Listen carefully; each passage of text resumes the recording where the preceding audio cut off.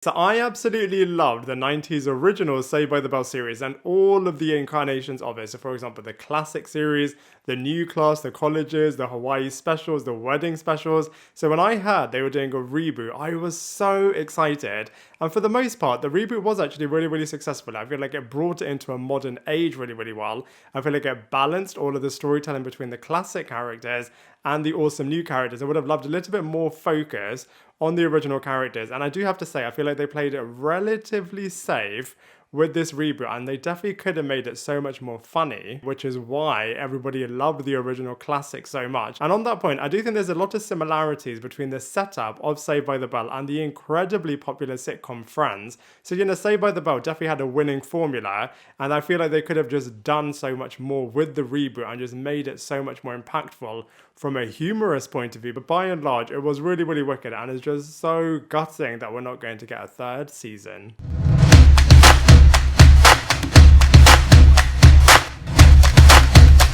What is up, everybody? Welcome back to my channel, Lifestyle Critic. I hope you're having a brilliant day. So in this video, we are going to be reviewing and breaking down Saved by the Bell Season 2, which is focusing on the reboot of the series, which I feel like did a really good job in terms of reviving and reimagining the series for a modern age. And this time they made it so much more realistic and really did focus on a lot of modern challenges and modern issues that guys and girls in high school go through right now. And I absolutely loved the series. It was so lighthearted and so easy to binge, and it was just such a wicked show. However, I do feel like as the series was progressing, it was just getting more and more less funny and was just focusing so much more on the challenges and the issues that all of these characters were going through in high school, which I think is really, really important. And on that point, I do have to applaud them for actually going there with all of these different challenges and really focusing on diversity and representation. So all of that was absolutely brilliant. But what I have noticed is that there is a little bit of a trend in Hollywood in terms of wanting to really focus on these challenges and issues and really putting them at the forefront, which, like I said, is really admirable. But for this to be super impactful, I think they need to remember why the audience is watching these shows and movies in the first place, which is to be entertained. And Saved by the Bell was such a winning formula because it put humor first and won over its audience base and created a massively large, impactful audience. And then they were able to put these issues in front of that audience, and then it was able to be really, really successful. Whereas this time, I feel like with the reboot, they kind of flipped that and put the issues first and the humor second, which is fine if that's what they want to do, but I feel like this may have been one of the reasons contributing towards NBC cancelling the series before greenlighting the third season, which could have been so good. So I feel like, you know, there's so much to talk about with the Saved by the Bell reboot, and I cannot wait to break it down with you in this video review. So the main storyline in Season 2 had to do with this spirit competition, which I think was a really, really great device in terms of re-establishing the rivalry between Bayside High and Valley High, and it really gave Mac Morris a lot of purpose, and I absolutely loved the twist at the end of episode 8, and nobody saw that coming, and I thought it was really, really clever, and I loved how episode 9 started with a bit of a mock opening credits for Valley High. So it was really, really clever what they did with this series, especially from a Valley High point of view, as in the final episode it was just so classic in terms of having Bayside High versus Valley High. However, that being said, speaking of Mac Morris, he was so funny at the start of this season, but as it was progressing, they just diluted this character, which was just such a shame, as he was easily one of the best parts of this entire series. The other big storyline has to do with Slater and Jesse, and I love the fact that they were teasing these two characters. I mean, they've been teasing them all the way from the classic original series, but I do think that they played it relatively safe with these two characters, and they just could have done so much more with the fact that they've got these two veteran actors and characters together, and they did do some decent stuff with them for sure, but they just could have done so much more. And I absolutely loved all of the throwbacks back to the original series and making fun of the fact that Jesse went on to go to Vegas, as obviously the actress Elizabeth Berkley went on to go into the flop Showtime, where she was playing a character dancing on a pole in Vegas, and the way in which they incorporated that into the narrative I thought was so clever. clever. Slater referring to life after high school as the college years was absolutely brilliant. The Screech tribute was so nice. I thought it was so cool. The fact that they really respected the fact that Dustin Diamond just brought so much to the show. Mark Paul Gosselaar just brought all of the nostalgia back when he returned to Bayside High as a substitute teacher and just embodied everything that everybody loves about Zach Morris. And obviously he is really out of date in terms of the way in which society has moved on, but he still represents everything that Zach Morris is all about, and they weren't afraid to do that. So I would have loved more of that kind of commentary in this series. I love how Kelly had her own mini little storyline about wanting to return back to medicine. I wish they did a little bit more with Lisa Turtle, but that being said, I feel like from a returning character storyline perspective, they did a really good job. Love the fact that they incorporated COVID right in the beginning of this series, and all of the Mac and Zach sequences were absolutely brilliant.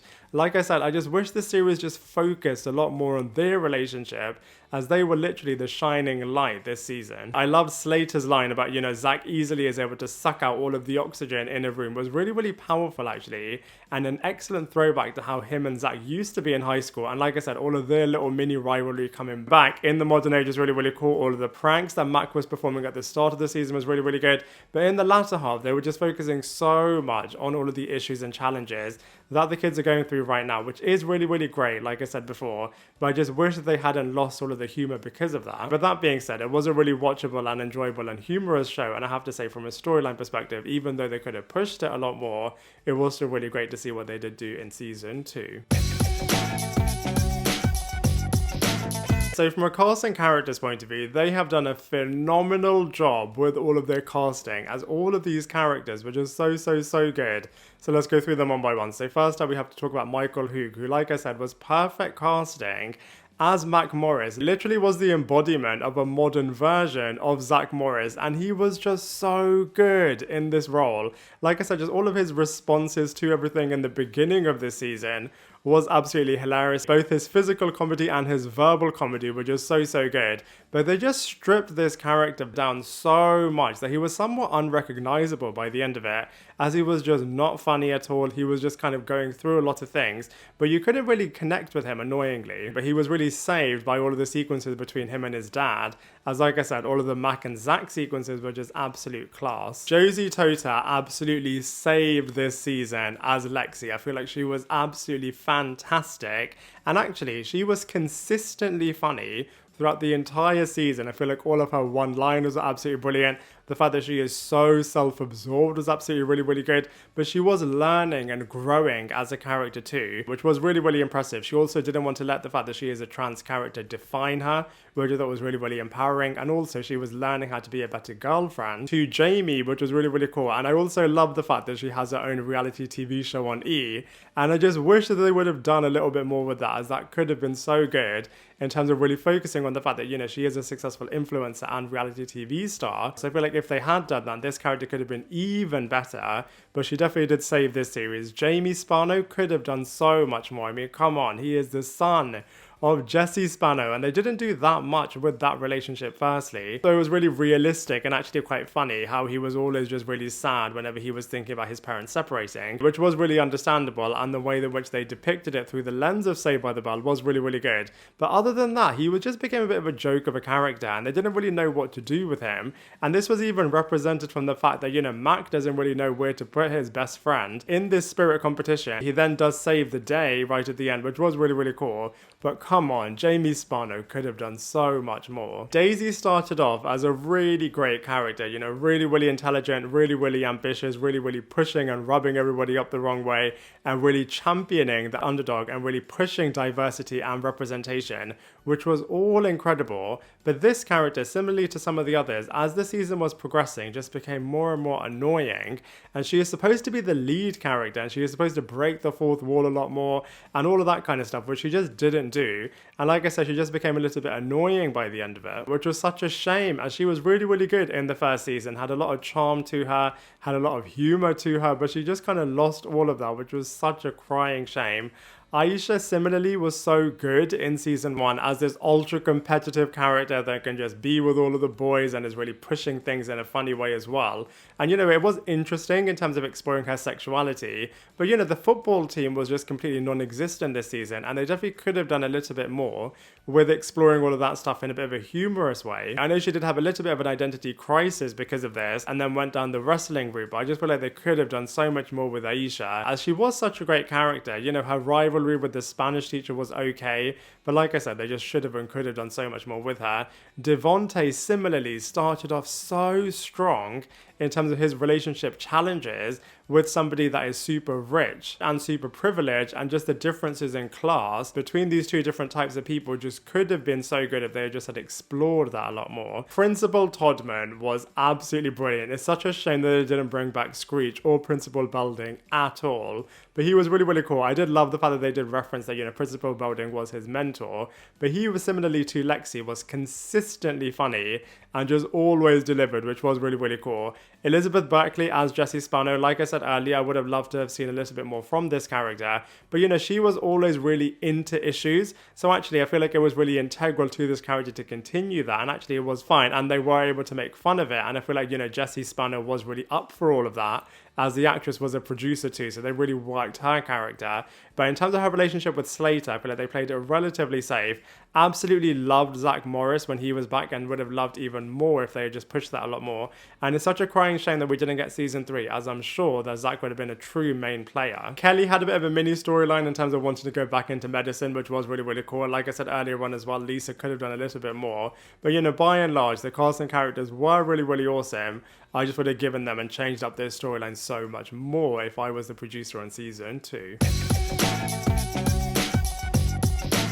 So speaking of season 3, obviously it's not going to happen as NBC have cancelled the series, but if it was going to happen, I'm sure that they would have continued the thread that they had planted in terms of Mac and Daisy potentially having a romance. And actually, I think them two could work really, really well together, as they are both super passionate individuals and are just such opposites that actually I do think they could work as a partnership. I feel like they definitely would have tried to introduce a bit of a Screech type character that definitely would have brought the consistent humour and definitely would have been the laughing stock. I know Spencer was a little bit like that type of character, but I feel like hopefully they would have made him a lot more prominent and given him a lot better storylines than just being the brunt of a lot of Lexi's jokes. Like I said, Zach Morris, I feel like could have been a bit of a main player this season, and it would have been so good seeing him become a bit of a superintendent, as he was questioning his purpose, which was really, really good in the previous season, and it would have been so brilliant to then see him realize his purpose, as obviously he lost the position of being governor, so then being superintendent, he could have totally thrown himself into it,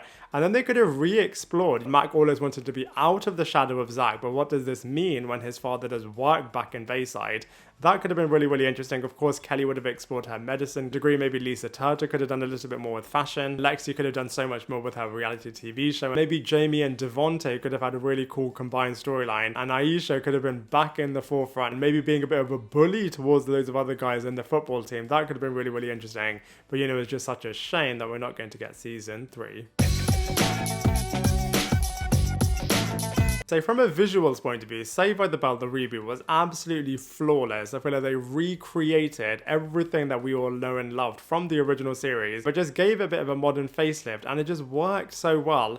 Even though they were under a lot of issues with COVID, I feel like they just embraced all of it really, really well. Loved all of the different set pieces. Obviously, all of the school sequences are really, really cool, but I love the fact that we went back to the Mac diner as well. I wish that they'd done a little bit more, especially with Max and all of his magic. That was such a cool part of the 90s series, and I love that they brought back the original actor, but I wish that they did a little bit more with Max and all of his magical tricks. But you know, Mac Morris was performing a lot of pranks, and all of them looked really, really cool. All of the sequences in the different school rooms were really, really brilliant, and I loved all of the throwbacks back to the 90s. So you know, from a visuals perspective, Saved by the Bell, the reboot was actually pretty flawless. So say from a comparison perspective, like I said, I absolutely loved the original 90s classic Saved by the Bell series, and I feel like that will always trump this reboot. It will also always trump the new class as well. And even though I really did like what they did with this reboot, and it was really, really cool to revisit all of the different characters, all the different worlds, all of the different kids and all that kind of stuff, I just feel like they could have done so much more to make this reboot even more impactful.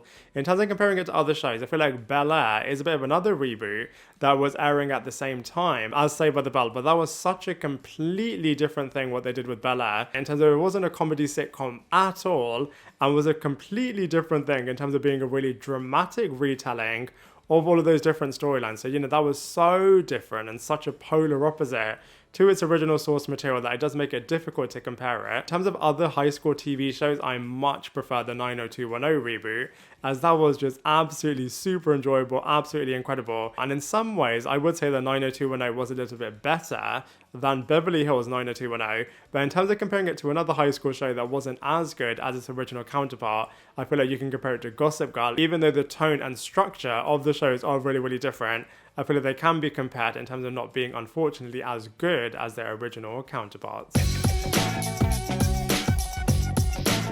So overall, even though I have been pretty critical of the Saved by the Bell reboot, I did really, really enjoy it. I thought it was so refreshing, absolutely loved binging the entire season. It was super, super enjoyable. All of the characters are really, really great. All of the humor was really, really cool. And all of the issues and challenges in representation and diversity that they did bring to the forefront was absolutely brilliant. I just wish that they made it a lot more funny and slightly less preachy and really put humor front and center. And then maybe we would have got a season 3, and it's just such an unfortunate thing that we didn't get a season 3. But all of that being said, I am still going to give it a really good score, which is 6.5 out of 10. And I would love to hear what you thought of the second season of Saved by the Bell, so please let me know your thoughts in the comment section below. Otherwise, I look forward to seeing you in my next video.